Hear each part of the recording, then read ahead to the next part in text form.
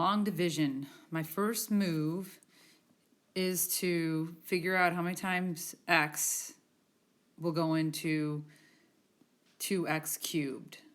So x times 2x squared is 2x cubed. So I want to use that. So I'm going to multiply by 2x squared, and I want to put that above the like terms. Again, put that above the like terms so they match, these guys match up.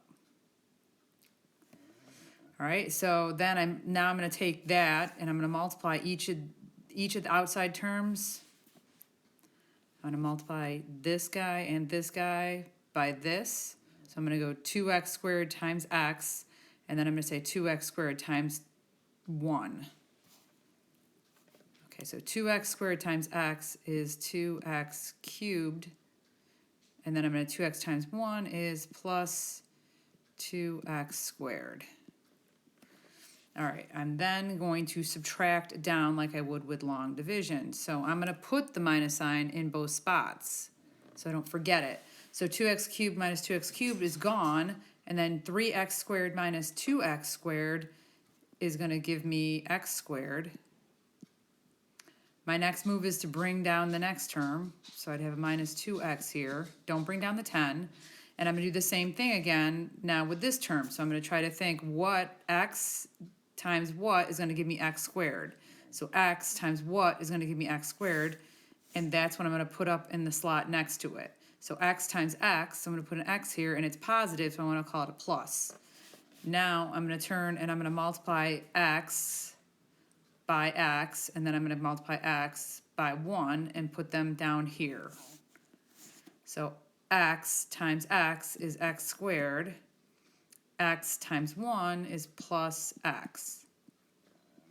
All right, I'm going to do the same thing that I just did a second ago. I'm going to subtract both, so I'm going to put a minus here, and I'm going to put a minus here.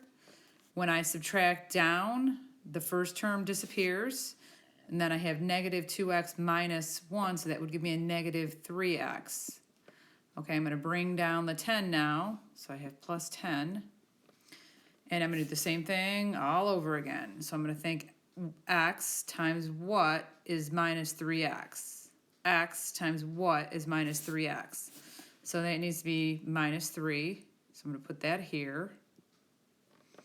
Now I'm going to take and I'm going to do minus 3 times x. I'm going to do minus 3 times 1. So minus 3 times x is minus 3x. Minus 3 times 1 is minus 3. Right, I'm now going to subtract down again. So when I subtract down, I'm going to change that to positive, and that's going to turn into positive when I subtract down. I'm left with 13. Did I do that right? Yep.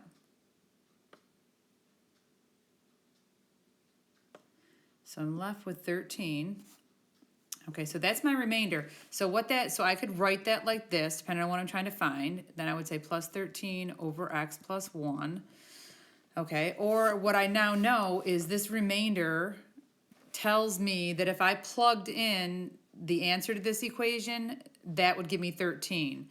So f of negative 1 is equal to 13. That's what the remainder theorem tells me. When I do all this work, whatever this answer is, because if I did x plus 1 equals 0, x is equal to negative 1, that's the 0. So if I plug negative 1 into this equation here, if I plug negative 1 into this equation here, I will get 13.